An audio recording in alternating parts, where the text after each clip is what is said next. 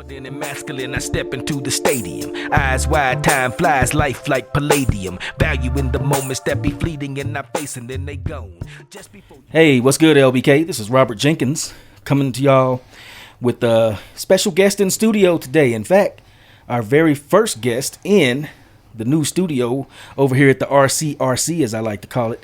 It's a little bit toasty, but then again, I'm always got a little sheen of sweat on my forehead, but that don't matter. Because it's going to be a real cool conversation. We have here in studio with us today my good friend, Mr. James Majors, who is a retired Marine infantryman. James, what year did you serve? What years did you serve? I did 2004 to 2009 with the Marines. Okay. And then after that, you were a contractor? Yeah, I was in Baghdad for about 4 years doing diplomatic protection. Wow, that's the kind of stuff that I kind of wanted to get into, but, different MOS, just wasn't going to happen. You know what I'm saying? You had to look at the maps for us, Yeah. Tell us where not to go. Right. I'll send y'all some intel that may or may not be accurate, you know what I'm saying? But, so James is a firearms instructor right here in the LBK. And, man, I took one of his classes the other day. I was rusty. I was kind of ashamed. My performance was not up to snuff as it used to be, but then again, we hadn't been to the range in about a year, man. So tell everybody, James, what kind of courses you teach and where? Sure. So my business's name is MFIS. That's Major Firearms Fundamentals, Individual Critical Skills, Safety and Tactics. I do a lot of group courses focusing on AR-15, handgun stuff, basically kind of the tactical realm. I'll do basic classes as well, or private curriculums if a couple guys want to get together and schedule stuff. And then I do private instruction as well. Cool. What? Why? Let's go back to the Marine Corps. Let's start from the beginning. Mm-hmm. What made you join the Marines? First to fight. Yeah. So you wanted to be in it. Yep.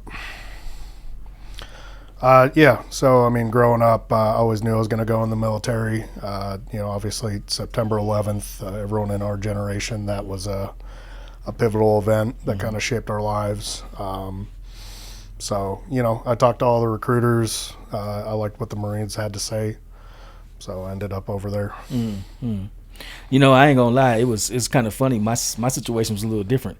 I went over to the recruiter. I think it was over there on 50th Street, and went in there, and I was like, went to the Army first, and their video was like crawling through the sand over there, rolling, and I was like, that's all right. I didn't even go to Marines or Navy. I was like, Navy, I ain't finna be on no ship. That's a no go. Then Marines, I was like, they first to fight. I'll fight when we need to, but I don't want to be first to go fight. You know what I'm saying? So saw that Army video. I was like, let me check out the Air Force. Yeah, I say, that looked like about the right speed right there. You know what I'm saying? But what do you think was the highlight of some of your time when you was in the Marines? Probably my highlight. There's a few. I picked up a squad leader billet pretty early. Mm-hmm. So as a E3 for you guys watching, you probably don't know, but basically Lance Corporal doing a sergeant's job. Mm-hmm. So my first time over in Iraq, my second deployment, I was in charge of 13 guys running missions as a 21-year-old. Yeah. So that was pretty cool. Came back, did a lap move over to Intelligence Battalion, doing security details for some of their guys. That was a lot more relaxed. So grooming standard was a little bit easier, less haircuts. Everybody on that team was 2 or 3 pumps in, so it's just a first name basis kind of gig. So it was pretty cool. Yeah, kind of like sounds like some special forces type stuff. Not quite. Oh, okay. Well, before you even went into the Marine Corps, you obviously probably had a love of firearms and stuff like that. Describe how you came by that. And what does the Second Amendment even mean to you? Yeah. It's kind of hard to say because I grew up, divorced family, lived with my mom primarily. She was very liberal, so maybe I'm this way in spite of her, Yeah. So didn't have guns growing up. It's kind of hard to reflect on that and figure out where do your core values come from, but I've always been very conservative, very constitutionalist, and then the Marines basically they take all those foundational beliefs and values and they just intensify them. Yeah. It's kind of funny, man. I grew up. My pops was a Army cat. He was in the Army for probably 10 years, I think. And I don't know why he didn't retire. If I'd have did 10, I would have did 20. That's what got. Matter of fact, that's what happened to me in the Air Force, man. I did 6 first enlistment and then re-enlisted again. That was 10. I said, well, there you go. I'm halfway over the hill. I'm at the top. I just got to go down now. So, but anyway, he was the kind of cat that he introduced me to firearms at a pretty young age. And I'm talking about like 4. You know what I'm saying? And his introduction was more like, hey son, this is a little pistol he had. Like, this is a gun right here. You don't mess with it unless your life is in danger or my life is in danger. Somebody's trying to hurt us or kill us. And he said, told me the basic safety fundamentals, his version of the 4 rules or whatever. And then at that point, even at 4, gun safety and all that kind of stuff was never an issue around the house. You know what I'm saying? So really, it's like teaching kids from the get-go how to be safe around guns. Not, lock up all the guns. It was like, no, teaching. My dad, this was not a thing at the time. That's just the way he did it. And that's the way he did it for my brothers too. I got 3 little brothers, and same with them, man. You could come home, he would put a gun on the counter. It would sit there and get dust on it. Nobody would mess with it. Now, I would mess with everything else in the world. You know what I'm saying? Playing with fire, making stuff with my chemistry set, but the gun, it was like, well, nobody's harming us, so nobody's breaking in the house or anything. So I don't know why I would mess with that. Is that so? Your upbringing was a little different there, but how did you come into it though? Into firearms? Yeah. It's just always been a passion of mine. All through high school, I was the nerd, like reading all the military books, all the gun books. Obviously in the Marine Corps, is like picking up an M16A2 for the first time, and then as an infantryman, you live with the thing. So I carried a saw around for a year and a half, an M16 for a while, graduated to an M4. Like, it just becomes a lifestyle, and like leaving the Marine Corps, it's a hard thing to put down. Yeah. So walking around as a civilian, like, I feel naked without a gun on me. And getting back to your question, what's the Second Amendment mean to me? Life, liberty, and pursuit of happiness. Like, be able to protect life, not only my life, my family members, my loved ones, people in the community. Carrying a firearm is a responsibility, but if you're not willing to take responsibility for yourself and the people around you, who's going to? This is true. It's funny, I don't know where I have that same sensibility, and I don't know exactly where it comes from, because it's not something that my dad ever hit on, and my mom is not at all into firearms. She's like, I think I would just let somebody do something to me before I was like, oh my God, that's too bad. It's just I don't know where that comes from, but it's an interior sense of mission. Sure.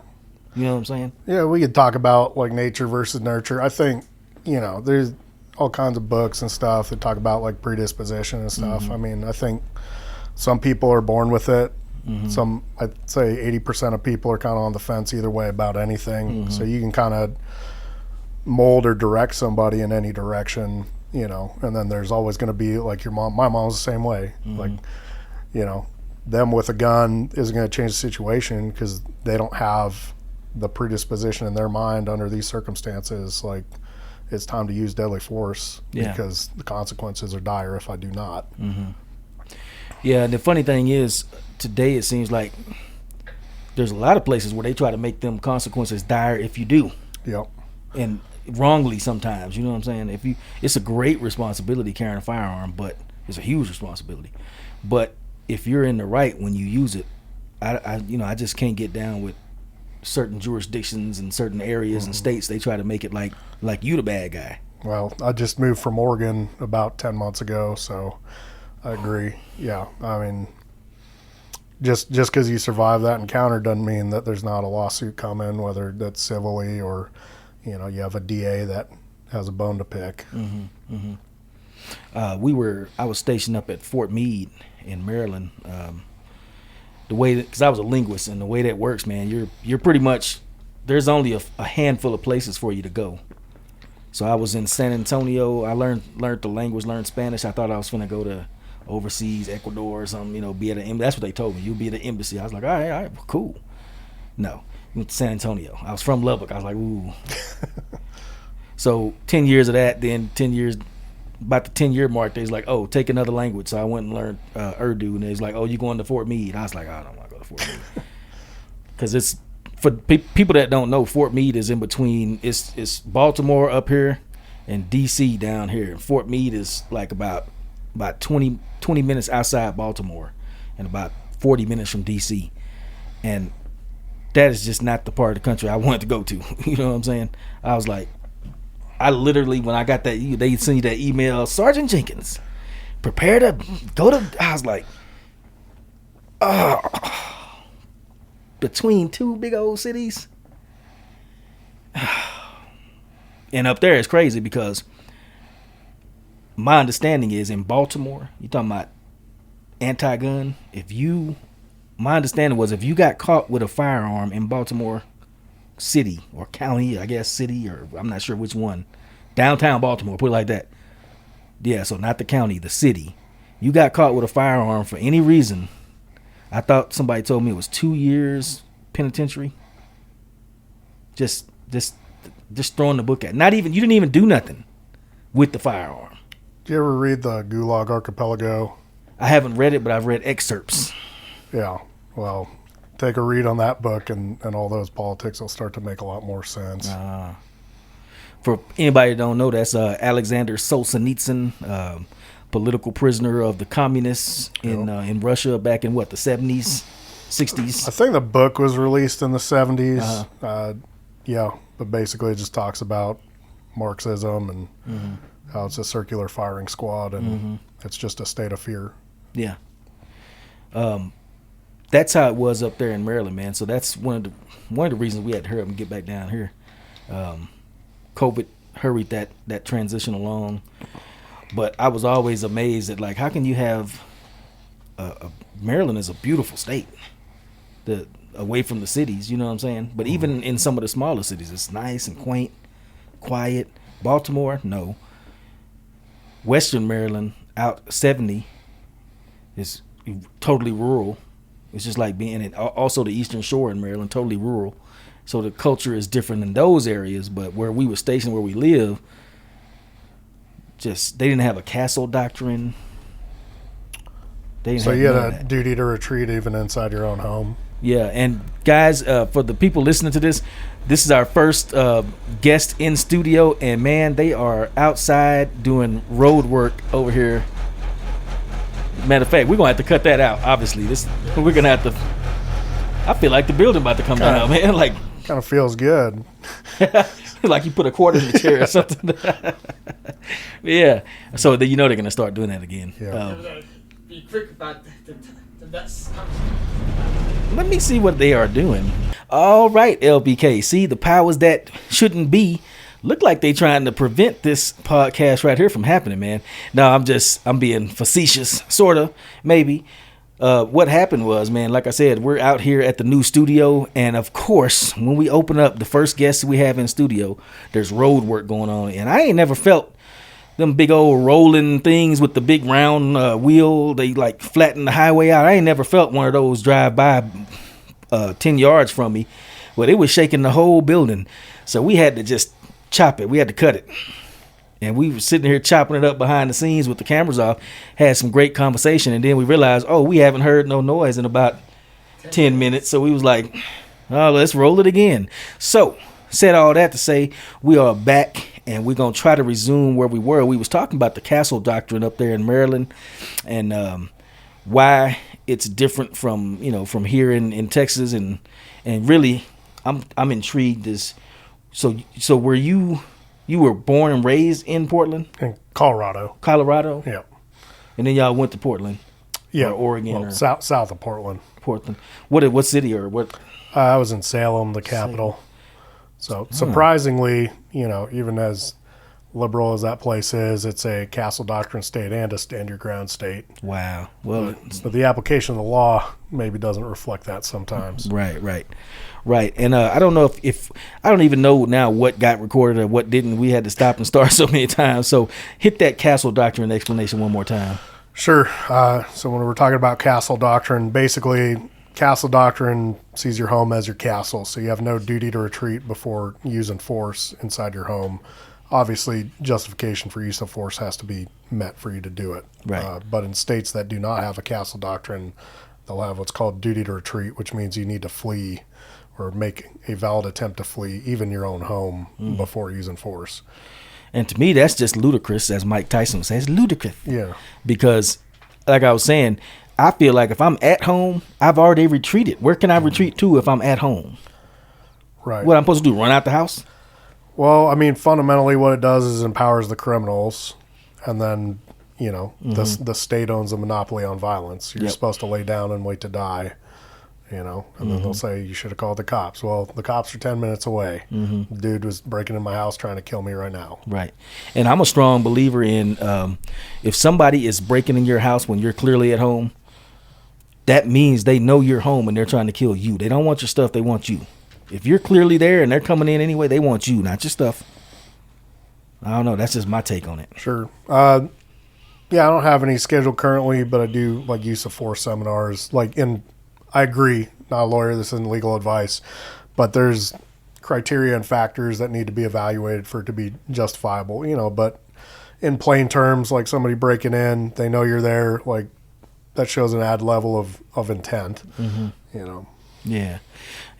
So, man, you teach a lot of different classes, and as we were discussing off air, we have some acquaintances in common, and they pointed out something that was very interesting, which is you actually teach courses here in Lubbock that I don't think anybody else teaches.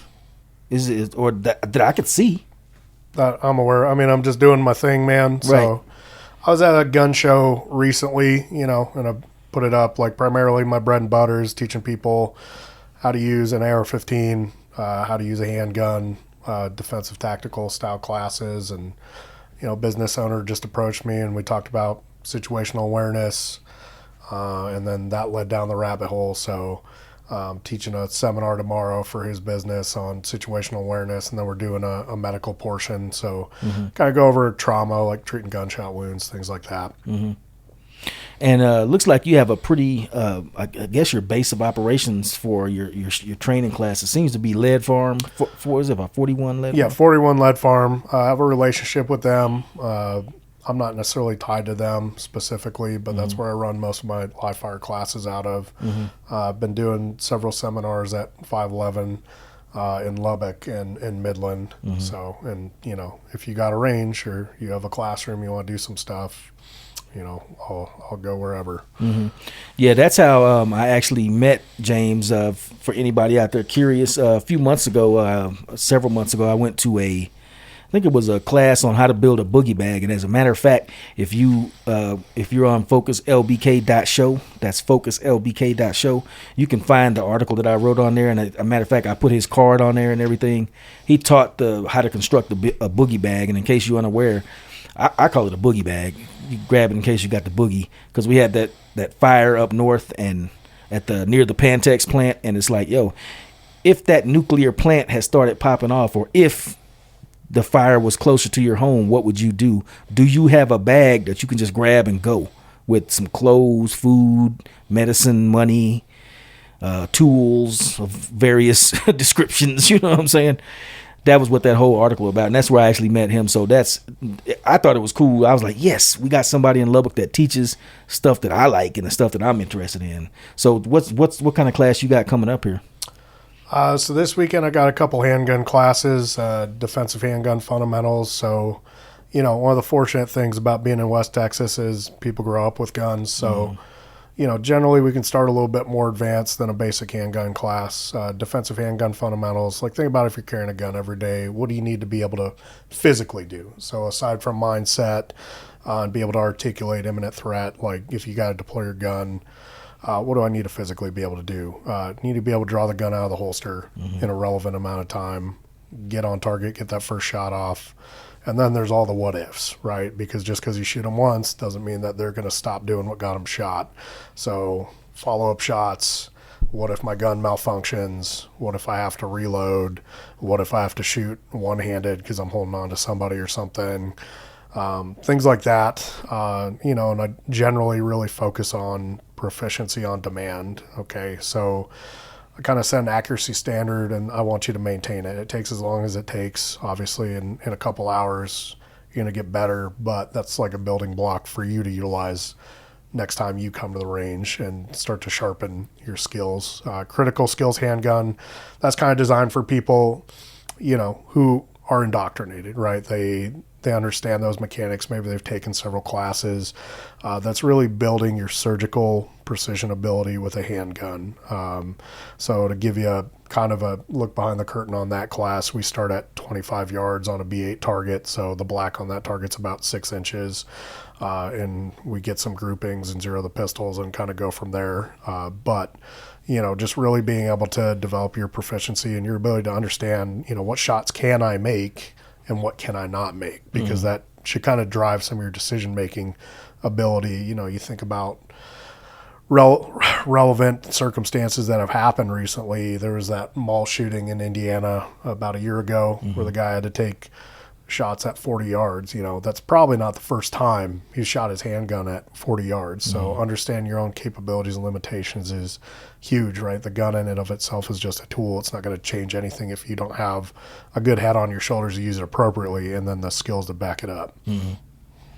Yeah, one thing I noticed about your class, man, you're pretty stringent on safety, but not, some people call them range Nazis. Yeah. You do what you got to do to get the job safely accomplished, to get the class safely taught. I thought it was a pretty good pace. I thought it was laid back enough to be enjoyable and to actually learn something. But at the same time, it was not laid back to be unsafe or anything like that. And do you teach like beginning court? If you got people out there that don't really, that want to get a gun or want to carry a gun, do you teach that kind of stuff too? Yeah. So generally, I'm the guy you come to when you already have a gun, and like you're saying, like I try and keep things laid back. Like you don't have to be good. You don't have to be high speed. We're going to run what you brung. You know, my job is to make you a better shooter, and however you show up, my job is to make you better than when I got you. So if your gun sucks, you'll tell me because you're the one that's been shooting it all day. I'm really not the guy to come to with, I don't know what to get. Buy a Glock 19 or SIG 320. There you go. That's a good start. If you got a lot of money, just buy a Staccato, get the race car,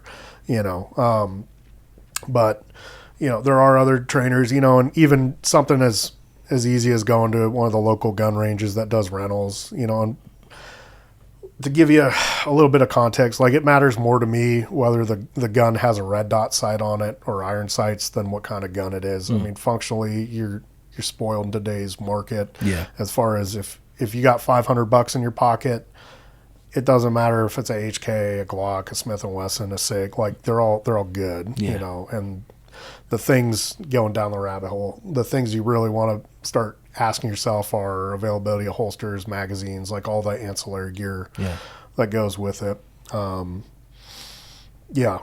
And then aside from like pistol classes, I got a couple AR-15 classes coming up towards the end of the month. So my close quarter rifle fundamentals curriculum 1 and 2, basically fighting with a gun within 50 yards. A lot of guys are running AR-15 for home defense, justifiably so.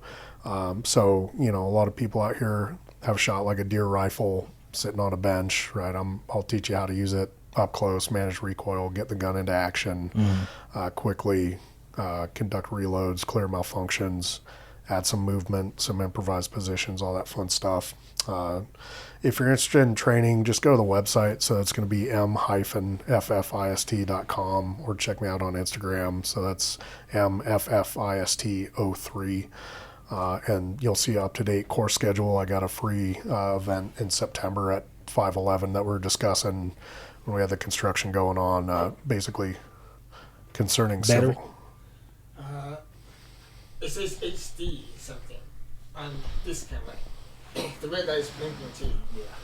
I saw that. That's okay. We're still rolling right there. That's it. All right. Okay. Sorry. So No. yeah. So this is the inaugural voyage for the studio. But go ahead, man. So we got a free seminar coming up at 511 in September on civil unrest. So if you go to the website, you can register for free. There'll just be kind of a lecture on, gear you should probably consider, and just broad view. It's an hour-long lecture, broad view on some things that you didn't know coming in. Obviously, I can only go in depth, but baseline tactics to make you safe in the event of civil unrest. Right.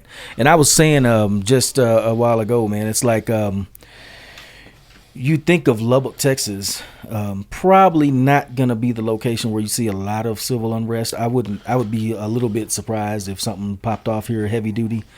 But at the same time, you got to realize that we're facing what I would call probably an asymmetrical threat. For example, you got certain basically street militias. I ain't going to call them out, but everybody knows who they are. And they, aside from just burning stuff and breaking windows and black umbrellas and all that kind of stuff, I've seen some pretty good indications, especially back during COVID time frame, where these cats were actually trained by somebody in some tactics. For example, the black umbrella stuff, putting it up so you can't see what's going on, blocking any kind of thing the police may spray at you, just using it for all kind of stuff. And not only that, using lasers. I was reading a story online where some cats that were fresh back from the sandbox and were looking into getting them to being police officers up in Portland area. Went over there to get some interviews and do some talking about some jobs up there, and their appearance immediately set off flags with the local Antifas up there, and they just swarmed them. They were using lasers so they couldn't have situational awareness. You can't see. They were chasing them. There was a car behind them, spotting them, telling people where to go, communications. They were bumping them, keeping them disoriented so they couldn't deploy any kind of concealed carry. Sure. It was just like that level of, that's training. Somebody is training them people. I would call what you're describing low-level state-sponsored terrorism. And then the other thing to think about, because we're in Texas, is we have had 11 million illegal immigrants come across the border in the last few years, and they know that there's terrorist cells here. So without going down the whole rabbit hole, it's not outside of the realm of possibility that these independent cells might all decide to do uncoordinated attacks on the same day, and I guess what we're trying to get at is, if you think it can't happen here and it can't happen to you, you're going to be a deer in the headlights when you need to be reacting. So is it a high probability something bad's going to happen in Lubbock, Texas? I don't know. But don't you owe it to yourself and your family and your community to take some baseline precautions of at least going through the thinking phase of, hey, if this happens, what are my options? Okay, what are my courses of action? What can I do to improve my situation? Because if you're not even going to give it the respect of thought, you're going to be trying to make that plan under fight or flight stress, and you're behind the power curve. Yeah, and so your class coming up in September is going to give, probably, I would imagine it's going to be an overview of what you need to be thinking about and considering, like you say. So, man, if I was y'all, I'd try to make that, especially since we have, like I say, I'm not aware of any other courses in this immediate area that are being offered like that. I probably will be there unless I got something else that's going on that I got to go to. I'll probably be there. James, when you were an infantryman over in the sandbox, as we used to say, any lessons that you learned over there that you brought back as far as making yourself a harder target, or anything you learned over there that was surprising that applies to over here?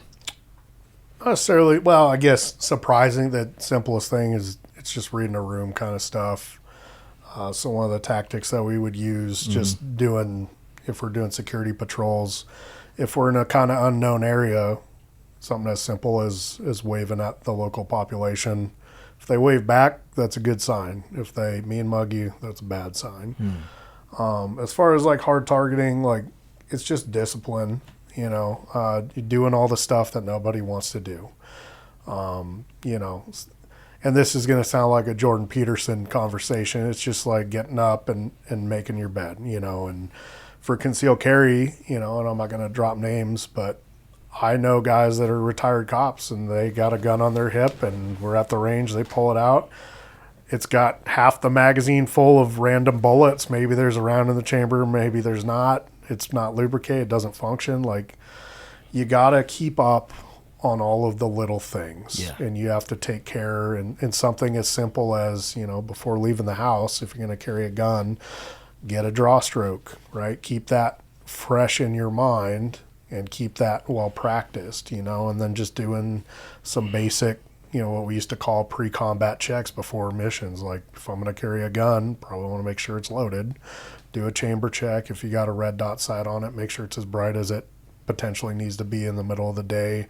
Like, all of these little things, you do these little rituals, you know, and then just having a command presence. And having a command presence doesn't mean walking around like a tough guy. It's just looking capable, you know, being aware of your surroundings, looking like you have a plan, you know. And most criminals, they're looking for a soft target, somebody who's totally unaware, who's not going to be a problem. Like, you should look like the guy that, it doesn't matter if you got $1,000 in your pocket or $1, like, you're going to be a problem, you know. Yeah. That's one of my things that I used to always be concerned about. And just to be on the safe side, let's pull that up a little closer. Sure. But one of the things I used to always worry about was, like you said, that situational awareness. My dad and my uncle were both kind of streetwise guys, and they were always talking about, like, man, when you're walking down the street, every few steps you need to glance back. If you pass by a big window, use that window as a mirror, check your surroundings. My uncle who passed away, he used to always say, when you go around a corner, you need to let your eyes go around that corner first before you bring your body around that corner. You know what I'm saying? And I used to wonder, it was like a cartoon vision in my young mind, like, what are your eyes going? Now I know what he means, man. You know, it's just kind of cautiously, like you said, being aware of what's around the corner before you just bumble around the corner. You got to accept there's a problem before you can fix it, right? Yeah. So it's just getting rid of the surprise. You know, and for everybody listening, they're like, oh, this is kind of silly stuff. Like, just go to Walmart, and I want you to visually look at everybody that is around you, kind of like face, hands, belt demeanor. You'll pick out somebody that doesn't belong or who's doing something shady. Yep. You know, and then maybe just watch a couple. Don't be creepy, but, you know, watch a couple people. Like Rob just said. You know, how many people actually look behind them ever, you know, from the Marine Corps, like, I look behind myself like every 10 steps. Yep. Like, I cannot not do it. Can't it not drives do it. drives me crazy. Yep. Yeah, that's funny, man. I've noticed, I won't get into why I noticed it, but I have noticed that here in Lubbock, and also I was previously on the East Coast, Northeast Corridor there, Northwest Atlantic Corridor, whatever you call it, Northeast Corridor. And anyway, people up there were the same. I didn't know that's a cool thing you just said. What'd you say, face, hands, belt? Face, hands, belt, demeanor. Yeah, so I never face, hands, belt, demeanor. I didn't codify it like that, but I was already doing that. Like, and that's when I noticed people don't look. Nobody pays attention to what's going on around them. I've seen a YouTube video where there's a dude on a subway, like in New York, I guess, and he's like sitting there with a gun, and he's pointing at the dude next to him, and he's pointing at him. He's crazy. He's pointing at everything. He's doing everything that's gun, and everybody's on their phone. Only the guy filming knew that it was happening. I'm like, you're sitting next to a dude who is pointing a gun at you, and you're on your phone, and you don't even know it, or they did know it and were scared to do anything. Yeah, I don't know what it was. Well, but I mean, with the phones, we become a society of observers. Like, you know, there's no men of action anymore because it's been conditioned out of us. We're supposed to watch. Yeah, and I got some thoughts on that. I think that personally, I would say that conditioning, I'm not so sure it was accidental. I don't think it was, we just happened to. I feel like there's a concerted effort being made by someone somehow to make people passive and I was gonna say out of shape. I'm out of shape. I just started working on it, y'all. I'm gonna let y'all know. I've been doing them hills over at May Simmons. You'll see me over there probably tomorrow. Well, we got jiu-jitsu tomorrow. I'm gonna still do them hills tomorrow. You gonna see me over there because I got to get back svelte, get back in the fighting form, or at least ballroom dancing form. You know what I'm saying? May not be fighting form, but some kind of form. You know what I'm saying? But yeah, people, it's a weird mindset that I see in most people today. Matter of fact, it's not a weird mindset. It's an actual lack of mindset of anything. Yeah, I mean it's just taking personal accountability, responsibility. I mean, if you got a family, like, would you pay you to protect your family? Like, are you the guy? Like, if you're not, you know, what can you do right now to change it? You know, you're talking about just getting in physical shape. Like, anything that's better than today is better, right? So if you're starting and you're 100 pounds overweight, like you got an injury, like your opponent doesn't care. Yeah. What can you do to improve your situation if you're responsible for your family? Mm-hmm. I tell you what, man, just sitting here talking to you right now, I felt that surge of internal motivation. You know what I'm saying? Because I'd already started working out. My first workout was, what's this, Wednesday, Thursday? What does this say? Wednesday. So Monday was my first one. And Wednesday, then we decided to do this today. So I said, all right, well, I'll do it Thursday.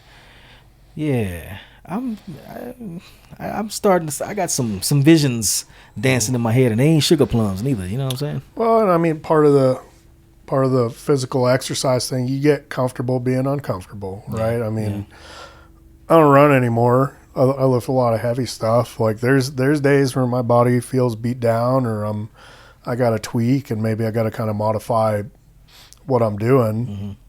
But once you make that conscious decision, like I'm accountable for going to the gym 4 times a week. I'm doing work. I'm putting my body under stress that it doesn't want to be under. You're conditioning yourself to, you know, perform in adversity, you know. Yeah. And does that have direct carryover to a life or death event? I don't know. Probably not. But it's better than not doing it. It is. It is. My dad, that reminds me, my dad used to always say, I'd rather be caught with than without. And it's the same mindset, you know. You keep it in case you need it. Even if you don't need it, it's still okay. Everything is better. Yeah. Nothing in life is harder because you're stronger. That right there was a mouthful. So I can't pass up the opportunity. We have a professional firearms instructor in studio, and we were kind of talking about that whole Trump situation.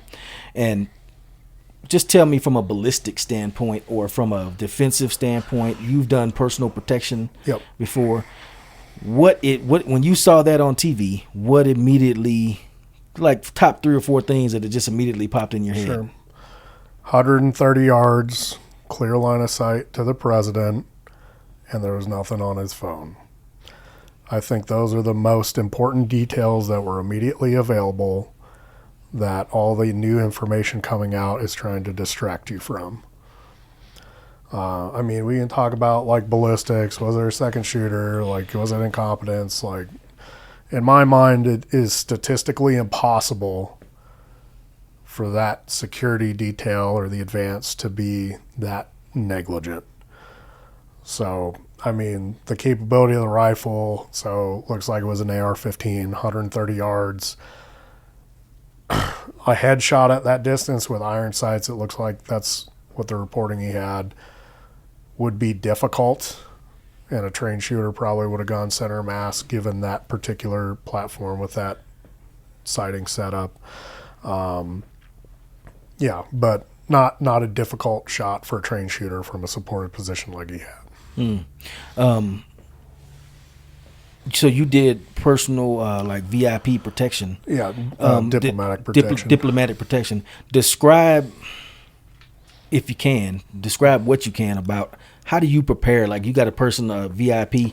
Sure. What goes into? Is there like concentric circles of defense, and what mindset and what preparations go into that? I mean, it depends on who the principal is, the protectee. Who the principal is, kind of political situation, like whatever. But let's just go broad strokes. So typically you'll have an advanced team that's responsible for doing what's called a site survey. And you may have heard some of these terms on the news lately. So the advanced team's going to go and essentially do a reconnaissance of the venue. Okay, and they're supposed to assess all the choke points, all the potential like danger areas, and create a plan to like provide overwatch.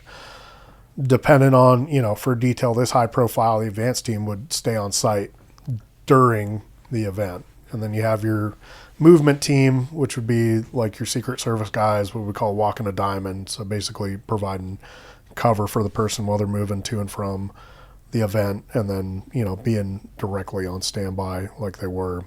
And then you have your counter assault team, which you would have seen if you saw the video immediately after. So you have the movement teams jumping on top of them, and then your counter assault team, they're the guys wearing all the cool guy gear coming out. So they're supposed to be direct response. The advanced team would have the counter snipers, all that kind of stuff. So looking at that assassination attempt, what do you think? Which part of that setup right there seemed to not even been done substantial or done well enough? Well, so I would say, with the information I have available and just kind of like looking at it, like 130 yards, so he's not in the venue, right? So it'd basically be a failure on the advanced team, So, like I said, we're just getting flooded with information, but why wasn't that roof covered either physically or access denied or, visually? Like they keep talking about the water tower being the highest point available. So, it just something stinks. Yeah. When I first saw that, I wasn't immediately aware of the water tower, but then, as more comes out, they showed a wider picture. I saw that water tower, and I said to myself, well, if I was a sniper, or if I was a counter sniper or something, or Overwatch or something, I would have been up in that water tower. You can see the whole area from there. Yeah. Well, like I said, like as more details come out, I think they're trying to distract us from what we saw. 130 yards, clear line of sight to the president. Yeah. And the phone's wiped. Like a 20-year-old kid with a wiped phone, no social media presence. Then they're saying like the house was as clean as a medical lab. Like, there's a lot of information that kind of builds on it, but I would caution people not to get distracted. 130 yards, clear line of sight to the president, and he had a wiped phone. Yeah. That's amazing too. And that's why we kind of were touching on it kind of feels like we're jumping around because we were dodging that noise, and we kind of talked about some things, and then we talked about some things off air. But basically that's why this class that's coming up, what is it, kind of like counter urban, what would you call it? Prepping for civil unrest. Yeah. I guess, yeah. Obviously you're not the president, but basically just tactical considerations, and obviously as a civilian, your primary goal is to avoid any potential violent situation if you can. Some people can't, during the riots in 2020, like people worked in downtown Portland. Right. So it's like, if you got to go, like, what can we do to mitigate some of that risk? Mm-hmm. So that's why I thought it was a very good timing that we were doing this, because you got that class coming up. That's been pre-planned, I'm sure, for a while before the assassination attempt. Actually, that one got planned after. Oh, okay. Not directly related. I'm just current events, the election coming up. Yep. It kind of seemed like a relevant topic to maybe tackle. It is. Tell us one more time about the website and where that class is going to be at. Sure. So the website's mfist.com. So it's m-ffist.com. Instagram's at mffist03. The free class coming up on prepping for civil unrest is at 511 in Lubbock. Just go to the website. You can see all our courses. You can sign up for them. Again, I do defensive handgun stuff, AR-15. I'm soon to be certified to teach license to carry as well. Okay. LBK, y'all heard it from the man himself. I do plan on being at that class. The more I think about it, the more I probably want to go. For several reasons. First of all, I'll probably do a little article on it. Second of all, I just need to know. I'm sure you're going to cover some stuff that I need to know and didn't think about, or you thought you knew but you didn't know, or that kind of thing. So I'm probably going to be there for that. And also, probably gonna come back out and take another class with you. Try to hit it a little harder, and I think I don't mean to be partisan as far as which shooting range, because there's several here in Lubbock, and I was going to one, and I ain't gonna call their name, but I didn't have a good experience there because I specifically asked for a range where you could move and shoot, and they told me, yeah, go to this one, and I go over there and you can't move and shoot there. But now I got all my friends that came, so we're already there, and it's like I don't even know where it's at. And I asked him, he's like, oh, well, you have to reserve that one. And I was like, well, that's what I called you and said. So anyway, that didn't work. However, going over to 41 Lead Farm, I was like, yo, I like this one better. I only been there that one time, but I was like, I think I like this one better anyway. Yeah, so they run a good range down there, very inviting. They got a 15-yard pistol bay with steel, and then they got a rifle bay that goes out to 150 yards, 25, 50, 100, 150 steel set out there. They run all kinds of matches, so if you want to get into USPSA or speed steel, they also do some 22 matches, and then obviously I teach down there, so go check them out. Yeah, I would say definitely go check them out. And you know that old saying, sun's out, guns out? Well, sun's always out in West Texas, so that means you have no excuse not to be practicing on your draw stroke, figuring out how you and your weapon perform together. And really, I'm not even talking to y'all, I'm talking to me, because I used to shoot a lot more than I have in the last year. I don't know what happened. Oh, I do know what happened. I started doing this podcast and this website. Got to get back out there. There's no excuse, though. Thank y'all for tuning in, LBK. This is Robert Jenkins signing off for the Focus LBK show. I want to thank James Major from MFist, F-F-I-S-T, mfist.com. Y'all, if got anything that we said that piqued your curiosity or taught you something or got you goat, hit us up down here in the comments. And also, we're going to have all the websites and stuff down here in the show notes. So y'all take it easy, get out to the range, and keep your head on the swivel too, man. All right? All right, peace. Masculine, I step into the stadium. Eyes wide, time flies, life like palladium. Value in the moments that be fleeting in our face and then they gone. Just before you